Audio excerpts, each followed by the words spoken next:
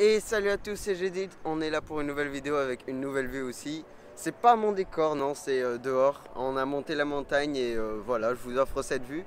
C'est la vidéo sur Samsung, comme vous avez vu sûrement sur le titre, vu que vous avez voté le plus pour Samsung. Juste avant de partir sur la vidéo, il y a un nouveau vote qui s'affiche ici, avec 5 choix, vous choisissez comme toujours. Merci le vent, bien sûr. Et du coup, je crois qu'on peut passer sur la vidéo.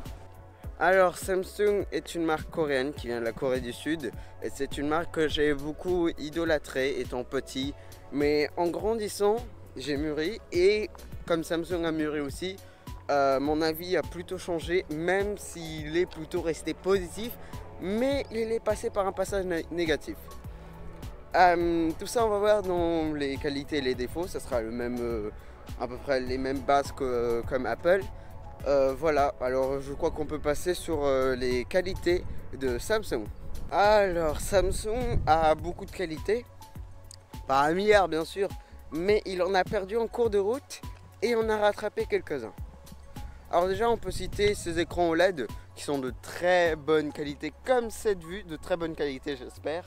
Voilà, les écrans OLED de Samsung, ils le gèrent parfaitement, comme le hardware, vu que Samsung est une marque plutôt vieille et la vieillesse au niveau d'une marque de téléphone, ça aide, j'ai l'impression, en hardware. Du coup, l'hardware de Samsung est très bon, pas comme ce vent là qui arrive. Mais voilà, après, il a eu un gros défaut, c'était son, comment ça s'appelle, son software, oui. Android, bien sûr, Android n'a rien de vraiment mal, mais c'est plutôt, comment dire, c'est plutôt sa surcouche, voilà, c'est ça que je cherchais comme mot. Sa surcouche était très mauvaise et très compliquée et très vieille au niveau design. Mais aujourd'hui, il s'est rattrapé avec One UI.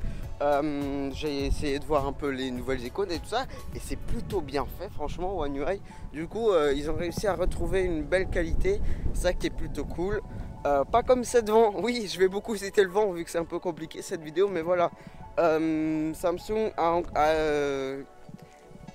avant, une marque de téléphone a du mal à écouter un peu quand même ses fans.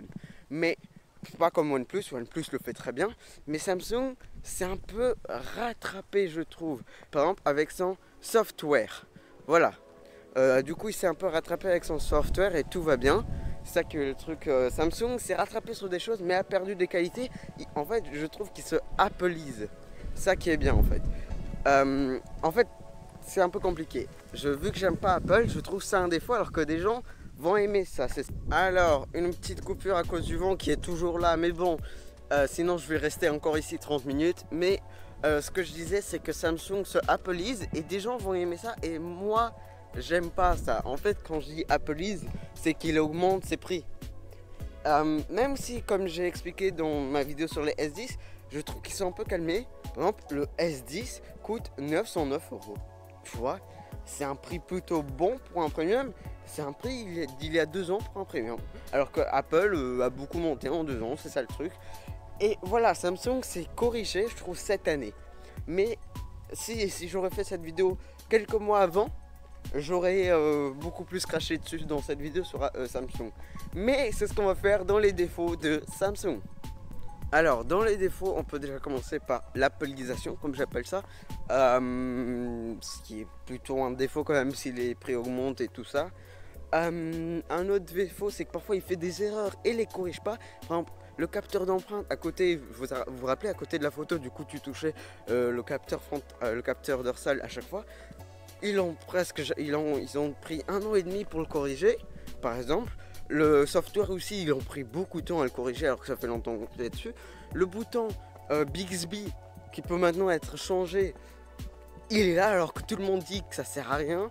Surtout en France, il faudrait faire peut-être une version, mais bon, Samsung, pourquoi il faudrait qu'il fasse ça? C'est ça le truc, c'est que Samsung est devenu une marque, comme Apple.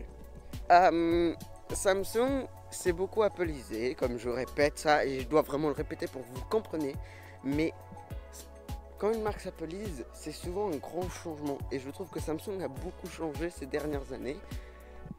Et voilà, par exemple, il a eu des défauts comme ces gammes qui étaient plutôt compliquées à comprendre, même s'ils ont corrigé avec ils ont enlevé la gamme J et ils l'ont transformé juste en gamme A. Maintenant, il y a plein de A, ce qui est plutôt bien, mais ils ont eu des défauts. Aujourd'hui, moins, mais ils ont toujours des défauts et ils en avaient avant. Voilà. Le truc qui est bien, c'est que Samsung s'est corrigé. Ça, le truc, c'est ça qui est plutôt bien. Je sais que je dis beaucoup, c'est ça le truc dans cette vidéo. Désolé par avance, mais c'est un peu compliqué de parler et de marcher en même temps. C'est un peu nouveau pour moi. Et si vous aimez bien, écrivez dans les commentaires. Voilà. Je crois qu'on peut passer sur la conclusion de Samsung et pas de la vidéo. Samsung est la marque Android. Samsung est le téléphone Android. Aujourd'hui, beaucoup de gens, quand ils pensent Android, ils pensent Samsung. Ce qui est plutôt une erreur, je trouve, parce qu'aujourd'hui, on a beaucoup de téléphones Android. Mais beaucoup de gens, quand on leur dit j'ai un Android, ils disent un Samsung, c'est ça? Non. Aujourd'hui, il y a beaucoup de marques comme Xiaomi, Huawei, Oppo, OnePlus, plein de marques Google, plein de marques qui utilisent Android comme software. Et voilà, Samsung a réussi à se bâtir comment dire, un château pendant ces années de gloire.